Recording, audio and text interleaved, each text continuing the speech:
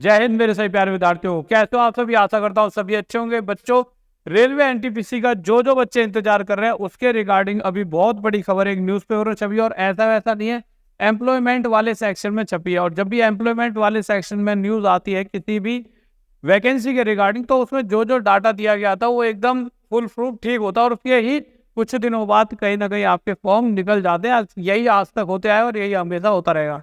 अभी बच्चों के दिमाग में पर एक क्वेश्चन बना हुआ है, क्योंकि कहीं ना कहीं 12वीं और ग्रेजुएशन करने के बाद बहुत सारा ऐसा बच्चा है जो रेलवे एनटीपीसी का इंतजार कर रहा होता है, और करे भी क्यों ना।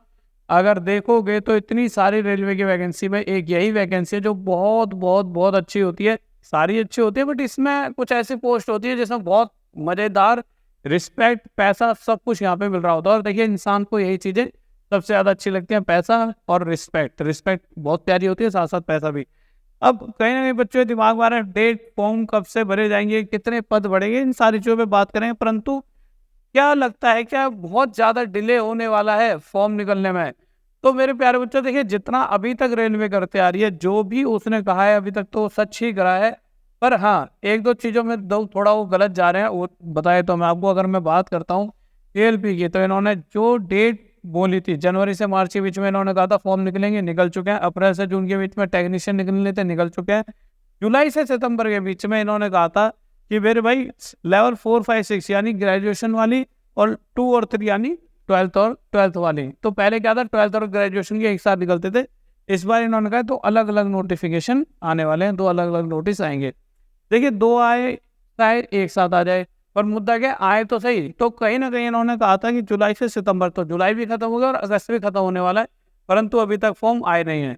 तो क्या हम ये मान लें कि ये बहुत डिले होने वाले हैं? तो देखिए, आपको मैं अपने तरफ से जो मुझे फील होता है, कहीं ना कहीं इस उम्र पर मैं पहुंच चुका हूँ और बहुत सारी चीज़ों को देखकर मैं समझ पाता हूँ। तो ये बहुत ज़्यादा डिले नहीं करेंगे। लॉजिक क्या है, इन्होंने कहा था कि पैरामेडिकल कैटेगरी के फॉर्म आएंगे जुलाई से सितंबर के बीच में।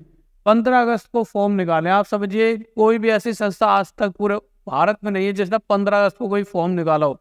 15 अगस्त को छुट्टी होती है, तब भी ये काम कर रहे हैं। कोई ना कोई तो होगा जिसने वहां पे वो नोटिस डाला हुआ, और आपके पास तक वो नोटिस चाहे इनकी साइट पे डाला गया होगा। तो इनकी टीम पीछे से काम करे, तो इस बार थोड़ा अच्छे तरीके से काम करो और टाइम टू टाइम ये काम करें। तो इतना विश्वास तो करना होगा कि अभी तक तो इन्होंने किसी भी चीज में कमी छोड़ी नहीं है। हाँ, एक चीज में कमी छोड़ी है, वो है एग्जाम कराने में।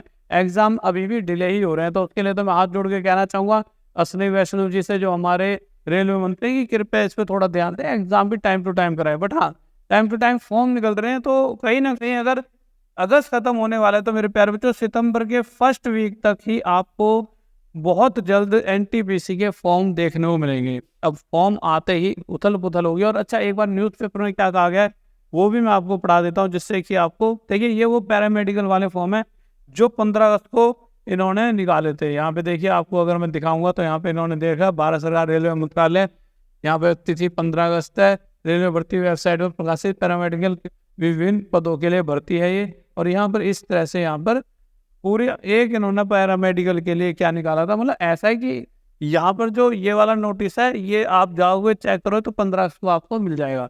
तो गाइस देखिए, इतना अगर ये कर रहे हैं तो ये अपनी बातों पे अभी तक टिके हुए हैं। एक बार मैं न्यूज़पेपर को और देख लेता हूँ उसमें उन्होंने क्या कहा है, और आपको पढ़ के सुना देता हूँ। क्योंकि देखिए, होता क्या है, इससे आपको बहुत सारी चीज़ें पता लगती है। जब एम्प्लॉयमेंट जो सेक्शन होता है, एम्प्लॉयमेंट वाला, जब वहाँ पर कोई भी न्यूज़ आती है किसी वैकेंसी के रिगार्डिंग, तो वो एकदम पुख्ता होती है, यानी हम उस पर विश्वास कर सकते हैं। और थोड़ा बहुत जो है विश्वास तब बढ़ जाएगा जब कुछ ही दिनों में नोटिस आ जाएगा। तो देखते हैं क्या लिखा हुआ है। Bhaskar breaking, 16 zonal 6 production unit में रिक्तियां रेलवे में जल्द भरे जाएंगे, 10,884 पद। ठीक है, उसके आगे क्या लिखा हुआ है मेरे प्यारे बच्चों, अंडर ग्रेजुएट व ग्रेजुएट दोनों के लिए है पद। दिग्विजय कुमार, रेलवे में station master, ticket supervisor, ticket clerk, guard और क्लर्क आदि के 10,884 पदों पर नियुक्ति होगी। रेल भर्ती बोर्ड ने प्रक्रिया शुरू कर दी है। डायरेक्ट RRB विद्याधर शर्मा ने सभी जोन के प्रिंसिपल चीफ पर्सनल ऑफिसर को पत्र जारी किया है। अकाउंट क्लर्क सह टाइपिस्ट, कमर्शियल सह टिकट क्लर्क, जूनियर क्लर्क सह टाइपिस्ट, ये सारी पोस्टों के नाम हैं। तो पोस्टों के नाम तो आपको पता ही है। हर 3 महीने पर भर्ती के निर्देश। रेलवे में नियमित रूप से नियुक्ति के लिए इस वर्ष भर्ती कैलेंडर लागू किया गया है। वो सभी को पता है। इसके तहत हर 3 महीने पर, सॉरी इसको सही करूँगा, हर 3 महीने पर, यहाँ पे मैं इसको हेडलाइन कर देता हूँ, हर 3 महीने पर नियुक्ति के लिए विज्ञापन जारी करने के लिए निर्देश दिए गए। रेलवे भर्ती बोर्ड और रेलवे भर्ती शहर कार्यालयों को दिए गए हैं सबसे ज्यादा पद पश्चिम जोन में। तो यहाँ साफ साफ लिखा हुआ है कि रेलवे भर्ती बोर्ड ने जो जोन जो एग्जाम वगैरह कंडक्ट करा था, साफ साफ कह दिया हर 3 महीने में आपको एक ना एक विज्ञापन निकालना ही निकालना है।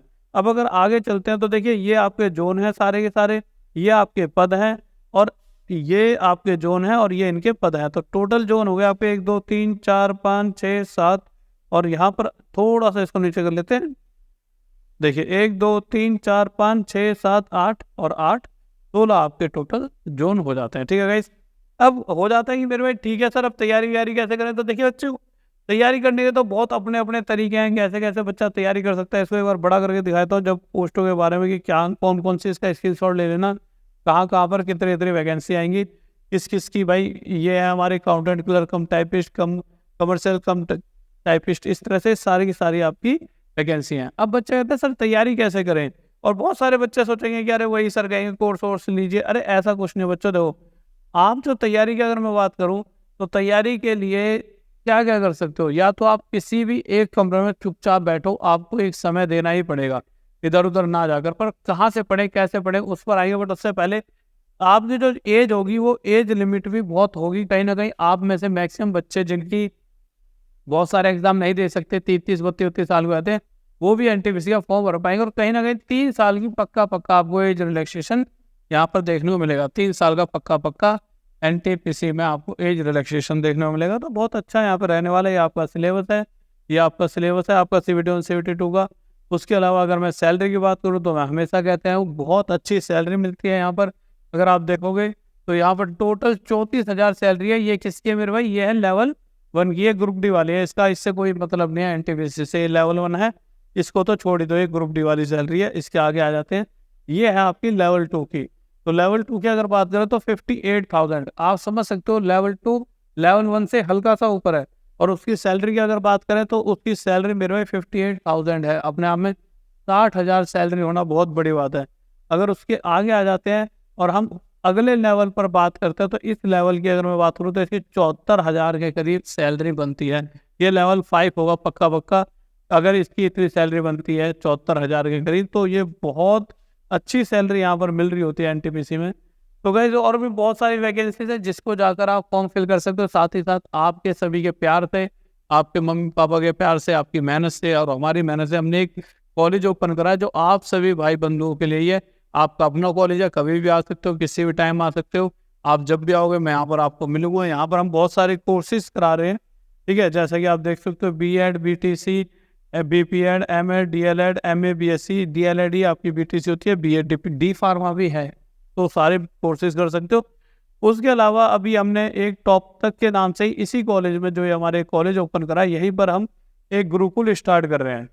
तो गुरुकुल भी हमारा मतलब एडमिशन स्टार्ट हो चुके हैं। आज से 10 दिन बाद आप फिर यहाँ रह कर, यहीं पर आपके रहने की व्यवस्था होगी, खाने पीने की व्यवस्था होगी। हमारे साथ 24 घंटे में आपके साथ रहूँगा और यहीं रह के हम एक अच्छी तैयारी करेंगे जिससे 1 साल के अंदर 100% आप अपना सिलेक्शन ले पाओगे। अब होता क्या है कि आप कहोगे सर कॉलेज मतलब यहाँ पर इतनी दूर आकर क्यों, दिल्ली के थे आप, तो जैसे मैं दिल्ली का हूँ, मुखर्जी नगर वगैरह में भी मैं कोचिंग खोल सकता था और वहाँ पे ज़्यादा पैसा भी देता है बच्चा। पर मैं आगरा की तरफ आया और मैंने एक कॉलेज ओपन करा और यहीं पर ही गुरुकुल चलाने का इसलिए सोचा। मुखर्जी नगर में हर रोज कोई ना कोई हादसा होता है, मुखर्जी नगर में भी मैं ही पढ़ाऊँ और यहाँ भी मैं ही पढ़ाऊँगा। वहाँ पर क्या होता है कि बहुत ज़्यादा बच्चों का खर्चा होता है, 15-15 हज़ार रुपये महीने का खर्चा होता है, बहुत महंगाई है। तो वही सारी सुविधाएं मैं बच्चे को यहाँ प्रोवाइड कराऊंगा और अच्छे से अच्छा खाने के साथ और एक वातावरण होगा जिससे कि बच्चा रिलैक्स होकर आप इजीली पढ़ पाए। वहाँ पे क्या है, बिच्ची गलियाँ ना, बच्चे को घूमने के लिए जगह, एक कमरे में बैठा रहता है और पढ़ते पढ़ते उसका शरीर दिमाग सब सिकुड़ जाता है। यहाँ एकदम खुला एनवायरनमेंट है। मैं आपको कुछ वीडियोस भी दिखाऊंगा कुछ दिनों में। कॉलेज की बहुत बड़ा कॉलेज है, यहाँ बहुत आराम से रिलैक्स रह के, पेड़ वगैरह भी अच्छी शुद्ध हवा है, रिलैक्स होकर अपना पढ़े। तो जो बच्चा गुरुकुल में एडमिशन लेना चाहता है या कोई बच्चा डी फार्मा BEd DLEd जो BTC होती है, MAd BPEd BA BSc MA कुछ भी करना चाहता है, तो उसके लिए गूगल फॉर्म का जो नीचे कमेंट बॉक्स होता है वहाँ पे लिंक है, वहाँ पे जाओ, आप वहाँ पर जाके email ID भरो, उसके बाद अपना नाम भर दो, फ़ोन नंबर भर दो उसके बाद बच्चे अपना स्टेट भर दो। उसके बाद कोई भी यहाँ पर जितने भी ये दिख रहे हैं, आपको जो करना है, जैसे आपको ये करना है तो इस पर क्लिक कर दीजिए, ये करना है तो इस पर, जो भी करना है, ठीक है, तो आप क्लिक इस पर कर सकते हो।